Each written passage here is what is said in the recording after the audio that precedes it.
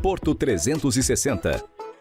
Patrocínio T2S Tecnologia. Eldorado Brasil. Brasil Terminal Portuário. Deep Road. Apoio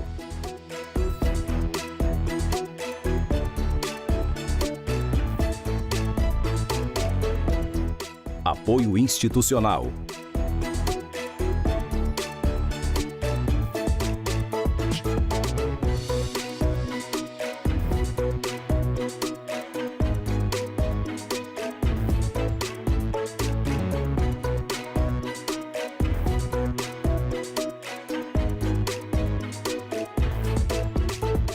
Realização Grupo Tribuna. Olá, está no ar Porto 360, nosso espaço semanal para debater assuntos importantes em relação aos portos internacionais, portos do Brasil e principalmente em relação ao Porto de Santos. Você sabe e conhece o papel do despachante aduaneiro? Hoje a gente vai bater um papo com esses três técnicos aqui que dominam e conhecem muito dessa atividade. O meu primeiro convidado é o presidente do Sindicato dos Despachantes Aduaneiros de Santos, Carlos Melo. Carlos, obrigado pela tua presença, prazer enorme ter você aqui com a gente. Eu que agradeço, Maxwell, muito obrigado pela oportunidade, juntamente com os meus pares, espero que a gente possa corresponder às perguntas elencadas. Obrigado.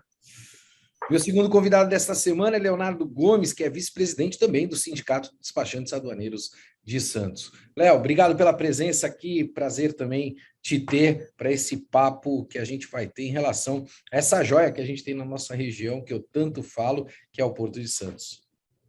Obrigado, Maxwell, pela oportunidade. Faço das minhas as palavras do meu presidente.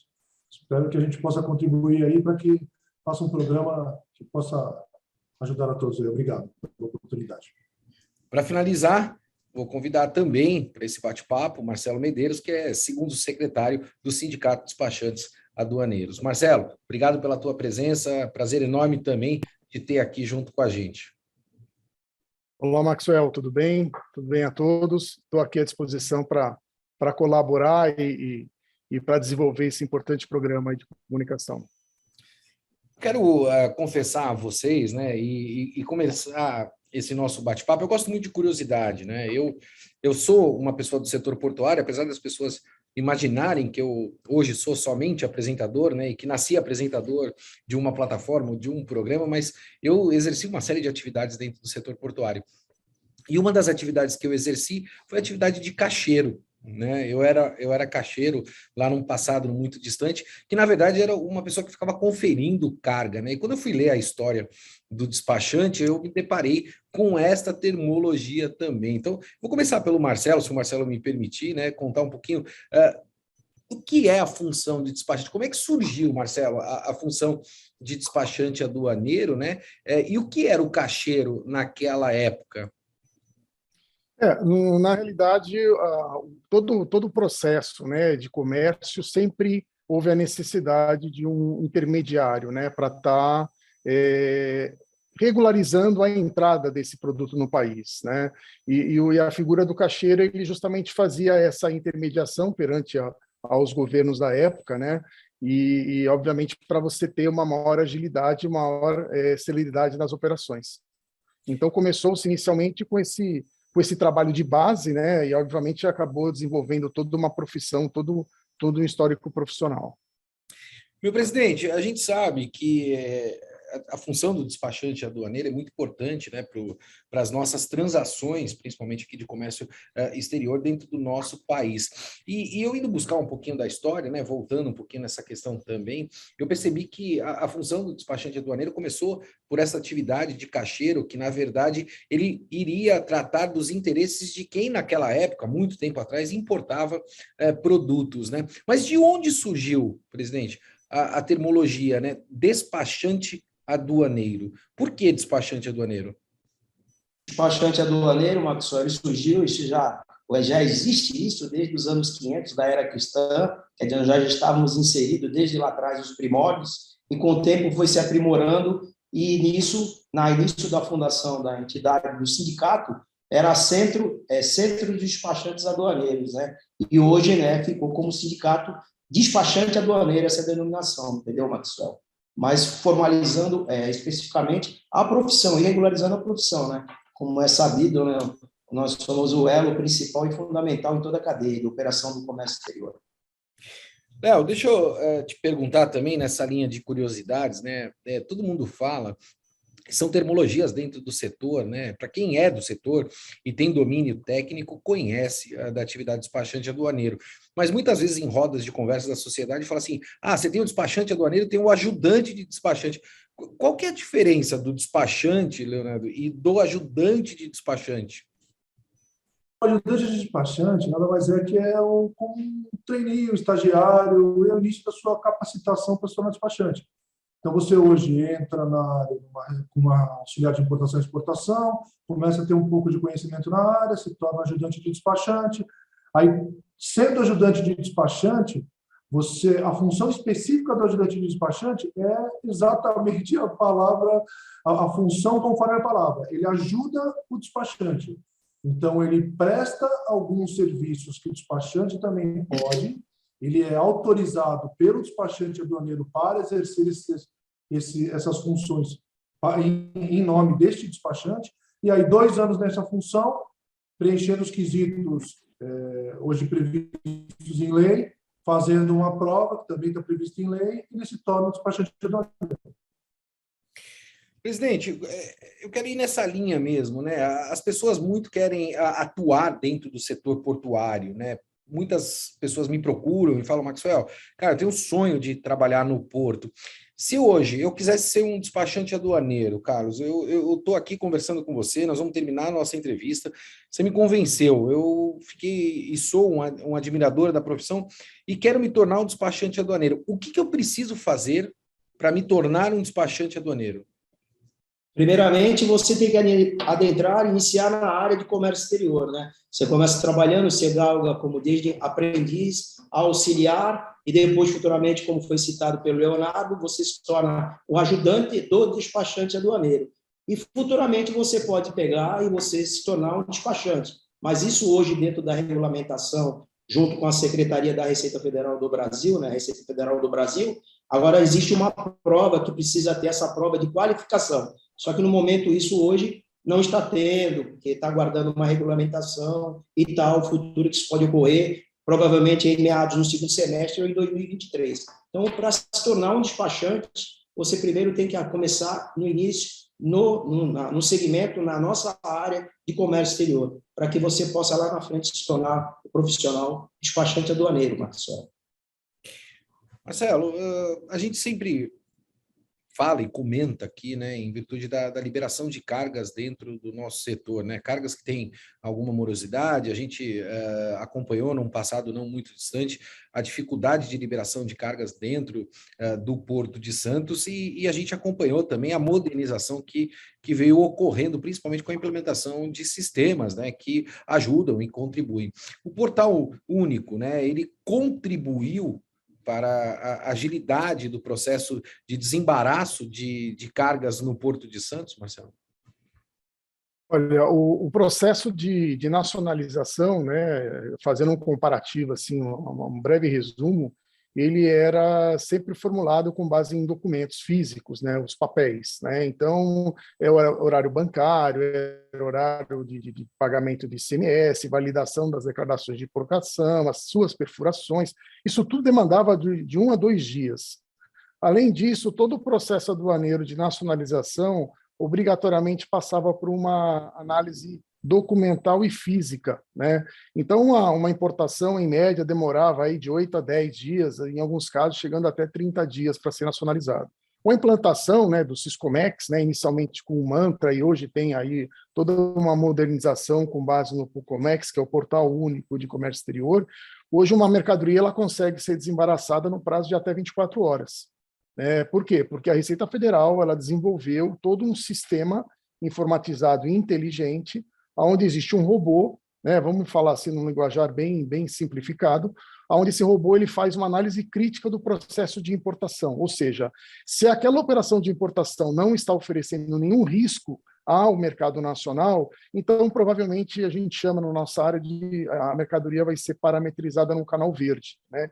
Então, com isso tudo, você tem maior celeridade nas leituras dos manifestos de importação, nos controles de acesso à carga, problemas de avaria, necessidade de inspeções por parte de outros órgãos anuentes, e a tendência, né, com a implantação aí do INPE, né, que está para vigorar ainda esse ano, é que a proposta do governo é que alguns tipos de mercadoria, algumas classificações de operadores econômicos autorizados, por exemplo, você vai poder dar início à nacionalização com a mercadoria ainda em águas, né? E, obviamente, isso vai causar uma revolução em toda a infraestrutura portuária, né? Porque a gente está no maior porto da América Latina obviamente, com base nisso, existe toda uma estrutura para atender essa demanda.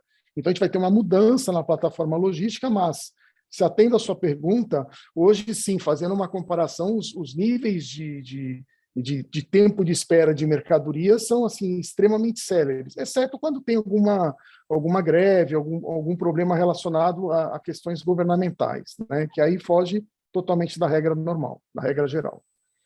Leonardo, deixa eu pegar o gancho aqui das colocações do Marcelo, né? E ele comentou em relação ao canal verde, o canal amarelo e o canal vermelho. Ele falou do canal verde, né? Mas a gente sabe que existem os outros canais.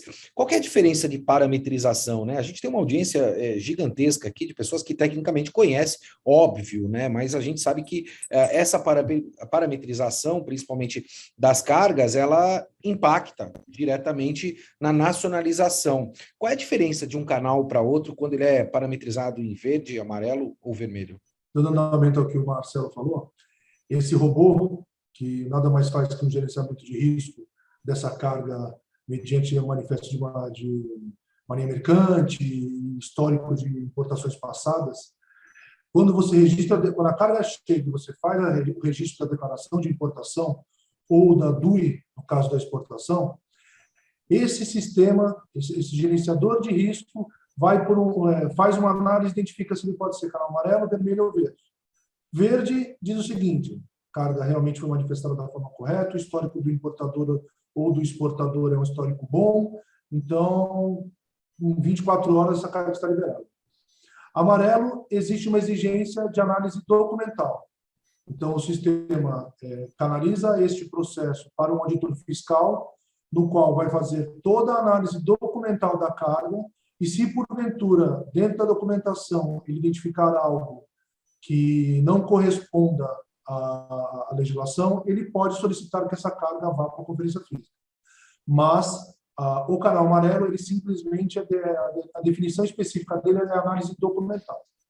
Existe o canal vermelho, que aí é a análise documental e física, então esse sistema designa esse mesmo processo com o fiscal, no qual vai fazer a análise documental e física da carga, para comparar se o que está sendo manifestado é igual ao que está sendo importado. E a gente tem um outro que você acabou mencionando, que é digamos assim, é o pesadelo de qualquer despachante aduaneiro, qualquer importador, que se chama canal cinza. Esse é quando o importador tem alguma denúncia, ou existe alguma fraude já previamente feita por esse importador, ou a manifestação da carga foi feita errada, ou com valores que não condizem com a realidade, ferem ao mercado interno. E aí esse é uma análise muito mais burocrática, muito mais demorada, no qual ele analisa não só a importação, mas toda a negociação e também a empresa.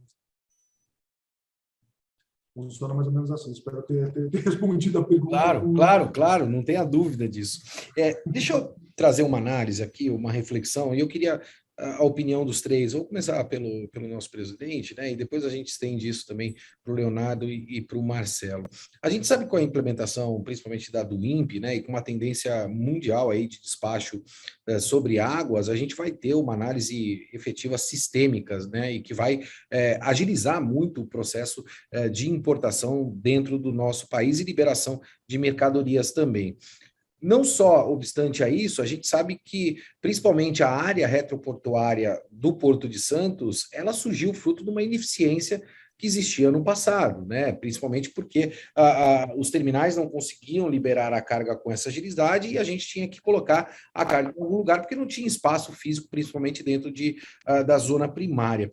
Esse novo universo que vem surgindo vai transformar não só a atividade do despachante aduaneiro, presidente, mas também outras atividades dentro do Porto de Santos, e aí eu complemento. A gente não tem que atrair a indústria para que a gente não extingua muitos postos de trabalho dentro do Porto de Santos com essa revolução tecnológica que está acontecendo hoje, não só no Porto de Santos, mas no mundo de um modo geral, presidente? Sim, Maxwell, a verdade é que dentro desses players, todos vão estar inseridos dentro dessa evolução tecnológica. Isso vem de encontro ao profissional despachante aduaneiro. Ele vai precisar estar mais qualificado, mais aprimorado para essas mudanças. Estamos inseridos e a tendência é que toda essa cadeia esteja inserida para poder dar maior celeridade na liberação das mercadorias. Isso, na verdade, com essa questão do desembaraço sobre águas, já existe já em outros portos e outros países. Chegou para o Brasil e provavelmente isso vai abrilhantar ainda mais o processo de liberação. Para nós, despachantes aduaneiros, inclusive olhando mais futuramente, né, todos os processos que estão acontecendo a partir do segundo semestre, a desestatização, que é uma informação muito importante, vai vir trazer resultado positivo para Santos, o imerso, o túnel que vai conectar a ligação seca entre a cidade de Santos e o Guarujá, futuramente o aeroporto metropolitano, que vai movimentar ainda mais todo o desenvolvimento para a nossa região, em especial o nosso Porto de Santos. Então, para nós, a minha visão é que isso vai trazer mais agilidade, uma liberação muito mais ágil, e todos ganham com isso. Quanto menos tempo você tem uma mercadoria chegando mais rápido para o importador ou exportador. Leonardo, deixa eu pegar a tua opinião também, depois eu vou querer ouvir o Marcelo em relação a essa questão do despacho sobre águas, né? Porque eu quero crer que isso vai trazer efetivamente aí uma agilidade muito grande, mas por outro lado eu tenho uma preocupação bastante grande. Primeiro porque a gente é um país burocrata, né? O hábito do Brasil é de ser um país burocrata. A gente, principalmente dentro das instituições de controle, tem uma dificuldade muito grande de implementação de tecnologia, muitas vezes pelos agentes que lá estão, que estão habituados com papel. Já passei por inúmeras situações que, por mais que você tenha informação, o agente ele quer o papel, ele quer ver o papel impresso, o papel carimbado, o papel assinado, e isso pode, de alguma maneira, dificultar o que eu chamo de forças ocultas da evolução portuária que a gente tem dentro do nosso país. E, por outro lado, também, muito me preocupa a segurança de dados, né? Uma vez que o investimento em tecnologia pelo lado do governo é bastante pequeno, né? Hoje, o dado é o novo ouro que a gente tem no mundo, né? Existem muitos dados e a gente trata muito mal os nossos dados. Como é que você está avaliando essa questão? Tem risco? E o risco é grande dessas integrações todas, Leonardo? Grande, porque o que acontece? Eu não sei se você tem até um conhecimento que a Receita Federal está sendo vinculado, a gente ainda não tem o histórico, então eu estou te colocando uma informação que nós recebemos, mas não sabemos o histórico ainda se o procede ou não. Ainda estamos analisando, tá? Mas está havendo uma conversa paralela na qual parece que a Receita Federal autorizou o CERPRO a divulgar informações tanto de operadores e uma série de informações aí relacionadas que a Receita Federal detém. E a NPD ela está em cima, até recentemente mandou uma nota que está analisando, vai identificar qual foi realmente essa autorização e se não difere ou não a lei de proteção de dados. Então, o que eu posso dizer sobre isso, Marcos? Anteriormente, até no final do ano passado, nós tínhamos uma planilha publicada pela Receita Federal, no qual passava, principalmente na área de importação e exportação, praticamente todas as informações. Então, ao meu crer, já feria a lei de proteção de dados, porque você tinha origem, destino, quem exportou, quem importou, qual era a mercadoria, classificação fiscal. Para mim, não deixa de ser um segredo industrial. E isso estava sendo divulgado abertamente para qualquer um que entrasse no site da Receita pudesse ter acesso a essa informação. Então, isso acredito que eles viram, acabaram retendo, tirando do ar, só que agora a gente acabou não entendendo o que está acontecendo com relação a essa abertura que eles deram ao certo para vender essas informações e o que a ANPD vai fazer com relação a isso. Puxando um pouco, você também, e complementando um pouco o que o meu presidente tinha falado sobre essa situação de evolução que você também colocou, se você me permite, Maxwell, isso é o que estamos enfrentando e é o objetivo desta nova administração do sindicato. A gente precisa acompanhar o nosso associado e a classe do despachante aduaneiro para a evolução que está acontecendo e que nós temos que passar. Então, antigamente, toda a função que nós tínhamos, que o Marcelo muito bem colocou, de papel, levar papel, documento na mão de um determinado órgão, pagamento na boca do caixa, isso já evoluiu. Da época que nós conhecemos o despacho aduaneiro para hoje, já tem uma grande evolução. E a nossa função também está passando por essa evolução. Ao invés de nós fazermos todo esse procedimento burocrático de papel, hoje, o objetivo que nós temos hoje como sindicato é trazer o nosso associado para essa evolução de um consultor.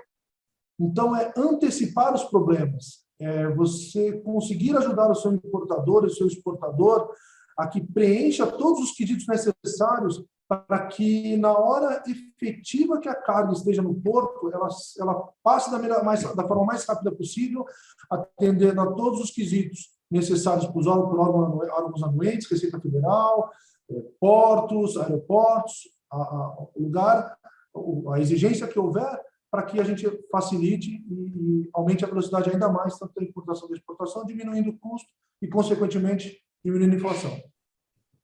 Marcelo, eu queria ouvir a tua opinião também em relação ao que eu comentei do despacho sobre águas, né? A gente sabe que dentro do processo, eu não vou me aprofundar aqui em questões de certificado de origem, obrigatoriedade que existia no passado, toda vez que você ia fazer uma determinada importação, mas particularmente falando, eu toda vez quando debato, né, a questão do comércio exterior com pessoas do setor, eu entendo que principalmente o papel do despachante aduaneiro a partir de agora, ou cada vez mais, né, vai ser dar credibilidade ao importador perante a Receita com dados fidedignos daquilo que efetivamente está sendo trazido para dentro do nosso país. E aí queria saber se você concorda com isso também, né, com essa minha visão, ou se eu estou tendo uma visão equivocada desse processo, porque eu tenho defendido isso e penso desta maneira, e também ouvir em relação àquilo que eu questionei do despacho sobre águas. Bom, a função do despachante aduaneiro, no processo em si, né, no processo como um todo, ele sempre tem que preservar o direito indo de encontro com o que determina a legislação. Tá? Então, primeiro esbarrando nessas questões burocráticas, né, nos papéis, nos documentos, enfim. Isso ainda é necessário e durante um bom período isso vai ainda ser exigido, porque nós temos uma legislação que é de 66 e ela regulamenta e obriga a apresentação de documentos, determinadas informações, determinados formatos. Então, nosso trabalho inicia a partir do momento que o cliente tem uma intenção de fazer uma importação, seja se a nacionalização vai ser aérea, rodoviária, sobre águas ou não. Naquele documento, naquele pré-documento que a gente chama de proforma invoice, onde está nascendo um processo, que no mercado interno eu chamaria de pedido de compra, né? Se aquelas informações elas já não espelham o que o próprio regulamento aduaneiro hoje determina, quando for gerar uma documentação, ou quando for dar início a um processo, quando você for customizar a operação, você já começa com informações desencontradas que podem acabar ocasionando o quê?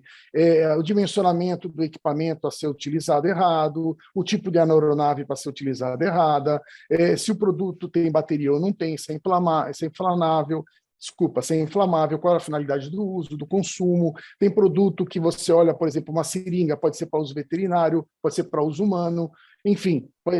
Todos esses detalhes têm que partir de quem? Do profissional que vai fazer o lançamento da declaração de importação ou da declaração de exportação.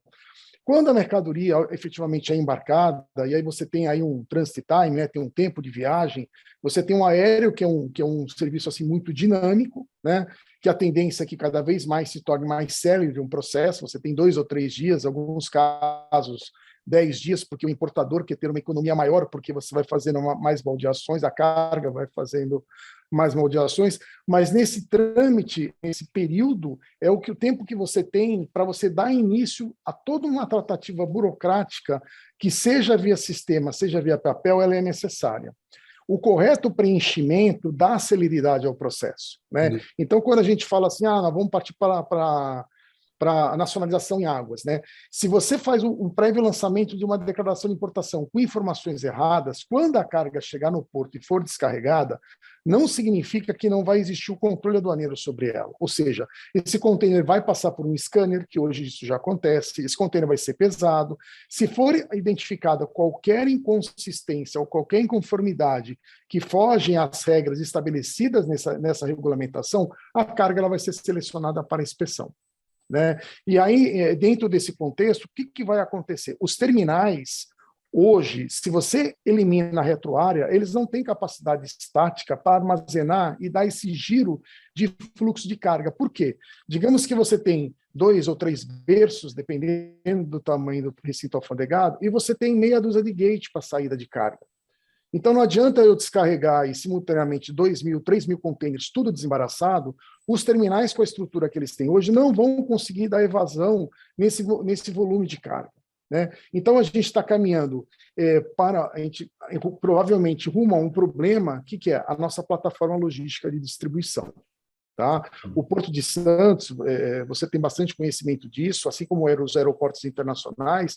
Quando teve o boom aí das importações, na era Collor, quando ele derrubou aí as alíquotas, quando ele simplificou aí as legislações aduaneiras, o volume de carga foi tamanho que o aeroporto deixava as cargas ao relento, né? Na chuva, no mau tempo, o porto também tinha uma série de dificuldades. Então, precisa, sim, a infraestrutura logística se reinventar, né? O Brasil ainda ele é engessado na plataforma rodoviária de logística de distribuição. Isso é algo que precisa ser revisto. Hoje a gente vê muita ferrovia, mas é mais voltada para a parte de granel, para a parte de celulose, para, digamos assim, para as commodities. Para os full containers, que tem aí sim uma caixa física, que precisa ter uma movimentação bem específica, qualquer greve de caminhoneiro, qualquer paralisação na estrada, interrompe todo um processo logístico. Então, você imagine o maior porto da América Latina, que teve um movimento recorde em 2021, você tem aí uma operação em andamento e, por algum motivo, você tem uma ruptura na cadeia logística e você acaba causando o quê? Um estrangulamento. Qual é a consequência? Imagine cargas embaraçadas em águas com destino ao Porto de Santos, o navio oculta o Porto de Santos e descarrega essa carga em Itajaí. Como é que vai ficar esse processo aduaneiro? Então, quando a gente faz todo um planejamento, nós temos que ter uma visão não só daquilo que vai dar certo, porque nós estamos aqui para trabalhar e para que dê certo. Mas e quando der errado? Nosso sistema aduaneiro de legislação está preparado para aferir esses resultados? Eu concordo. Essa é a pergunta que eu deixo no ar. Eu concordo e eu participei em certa oportunidade de um evento onde foi apresentada a questão da do INPE, né, principalmente a questão do despacho sobre águas, com uma perspectiva de canal verde para aproximadamente 94% das cargas que viessem de importação no Porto de Santos, a partir do momento que o sistema tivesse 100% implementado. E aí eu disse que o nome do projeto ser funil, né? Porque a gente vai trazer tudo isso, eu não sei como é que a gente vai escoar, eu acho que vai dar um problema gigantesco. A gente não tem acesso ao Porto de Santos, tem um acesso, né, da Lemoa, que é o pontilhão, né, que chega ao Porto de Santos, quer dizer, tem uma série de dificuldades aí ao longo do caminho que podem gerar uma série de problemas. E aí eu quero trazer o presidente para essa nossa conversa também. Presidente, com tudo que a gente pontuou até agora, né, os Porto de Santos tinha um estigma, né? Eu acho que ainda tem, algumas pessoas ainda têm isso em mente, de que aqui a liberação de carga demora muito. Isso findou, né? A gente conseguiu extinguir esse tipo de problema que a gente tinha no passado e principalmente que afetava o custo em virtude do armazenamento, né? Eu falo que a retroárea surgiu da ineficiência, né? Não tinha onde colocar a carga, não dava para nacionalizar de imediato, jogava na retroárea para que aí sim pudesse fazer o processo de nacionalização. Como é que está o tempo, presidente? Nós melhoramos ou ainda tem muita coisa para melhorar? Olha, Maxwell, sob a minha ótica, melhorou bastante, avançou bastante. com toda essa evolução tecnológica, esses novos conceitos de análise, parametrização em conjunto com a Receita Federal, com a própria SPA, hoje posso dizer que o prazo está muito mais sério e mais ágil, mas não nos dias de hoje, porque, como é sabido, nós temos a mobilização causando essa por parte da Receita Federal, estamos com mercadoria parada no Porto de Santos, várias empresas automotivas dependendo de insumos, de peças, partes de peças. Hoje, como eu citei agora há pouco, essa evolução tecnológica é muito importante. Infelizmente, a gente está chegando ao final do nosso programa, né? Como eu disse, a gente não consegue nunca cumprir 100% da nossa pauta, porque o papo é muito bom, principalmente com especialistas, né? O tempo voa, parece que a gente começou o programa há 5 minutos atrás, mas não, a gente já está estourando o nosso tempo. Mas eu não vou deixar de pegar a opinião dos três, né? O presidente fez uma colocação em que me preocupa muito, e eu venho debatendo muito isso, que é a relação do Porto de Santos se tornar um porto de passagem, né? Ou seja, somente a carga passar por aqui, não deixar valor agregado. Leonardo, a gente corre esse risco, né, do Porto de Santos se tornar um grande porto de passagem? Eu não acredito nisso, Maxwell, porque somos o porto mais próximo do coração do Brasil, digamos assim. Então, a gente tem muitas indústrias aqui em São Paulo, interior de São Paulo, ainda fortes. Temos uma guerra fiscal de ICMS gigantesca, na qual várias vezes nós, na nossa qualidade de despachante de aduaneiro, levamos já para o governo do estado, para conhecimento até a nível Brasília, dessa situação, desse problema de ICMS específico, e o que isso pode ferir. Mas, para você ter uma ideia, mesmo com todos esses benefícios, o volume de cargas e o volume Santos ainda continua sendo maior do Brasil. Então, eu não vejo da forma com que você colocou de ser um porto de passagem. É o maior da América Latina, vai ser utilizado para cargas de transbordo para outros portos, seja aqui no Brasil ou aqui na América do Sul, mas eu não vejo ele como porto de passagem. Eu ainda vejo ele com uma grande capacidade de crescer cada vez mais. E, levando em consideração essa desestatização que vai acontecer, isso só tende a aumentar. Eu vou oficiar aqui, já publicamente para todos, e pedir autorização do presidente. Presidente, quero fazer outro programa, porque a gente tem muita coisa para debater aqui. Não falamos de carga de perdimento, não falamos de entrepostamento, a gente não falou de acordos de facilitação, ou seja, a gente tinha muita coisa para tratar aqui, mas o tempo é limitado. Então, já vou oficiar aqui. Está oficiado, presidente. Estou pedindo aqui para que a gente retorne, né, com esses craques que a gente tem aqui hoje, para a gente possa fazer um outro programa. Marcelo, obrigado pela tua presença aqui, cara. Você é um poço de conhecimento e parabéns pela forma como você comunica e como você transfere para as pessoas aí o teu conhecimento. Muito obrigado. Obrigado, Maxwell. Eu que agradeço pela oportunidade. Nós, o sindicato, nós, despachantes, estamos à disposição da comunidade para esclarecer as dúvidas e, porventura, participar de outros eventos. Muito obrigado. Leonardo, deixa eu te agradecer também. Muito obrigado pela tua presença aqui com a gente, a tua disponibilidade, teu tempo. E já oficiei para o presidente, hein? Nós vamos fazer outro. Já está acertado aqui, o presidente já concordou aí, ó, já balançou a cabeça. Nós vamos fazer outro programa para debater tudo isso que eu coloquei, que a gente não conseguiu nesse espaço de tempo. Obrigado, Leonardo. Eu que agradeço a oportunidade da gente estar mostrando para a comunidade, principalmente para a cidade, a função do despachante aduaneiro, o quanto estamos próximos da cidade, o quanto operamos no comércio exterior. Maxwell, abuse e use do nosso conhecimento. Estamos aqui para ajudar no que for preciso. Meu presidente, deixa eu confidenciar uma coisa para o senhor, eu acho que pouca gente sabe disso. Meu avô era despachante aduaneiro, meu pai foi despachante aduaneiro também.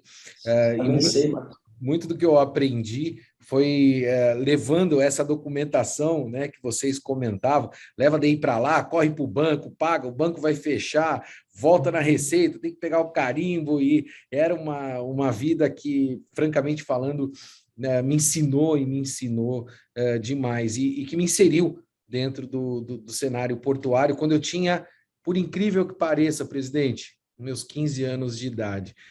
Então, eu tenho um carinho muito grande pela categoria de despachante aduaneiro, porque pouca gente sabe que, principalmente essas minhas duas gerações, né, do meu avô e do meu pai, foram despachante aduaneiro. Presidente, obrigado pela presença aqui. Porto 360 está de portas abertas para o Sindicato de Despachantes Aduaneiros.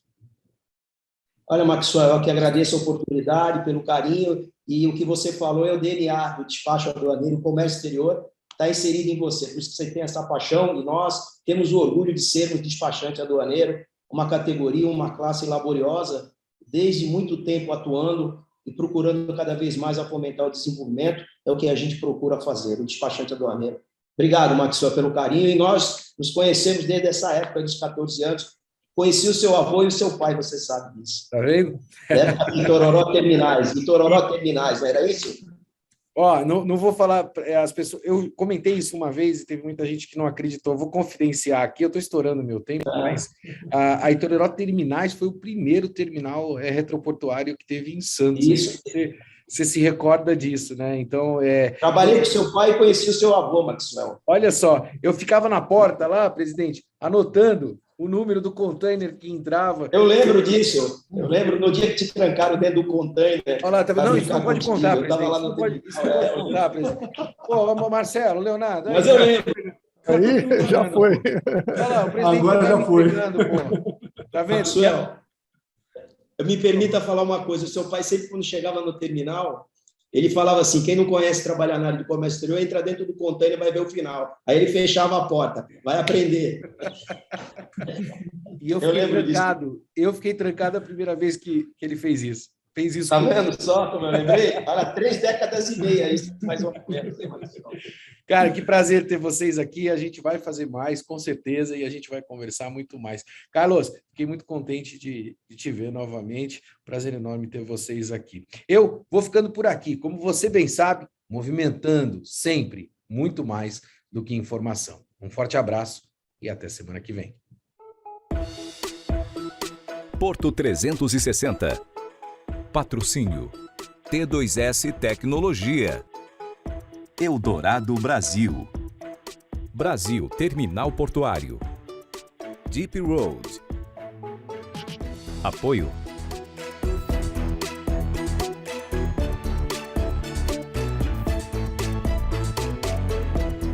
Apoio institucional.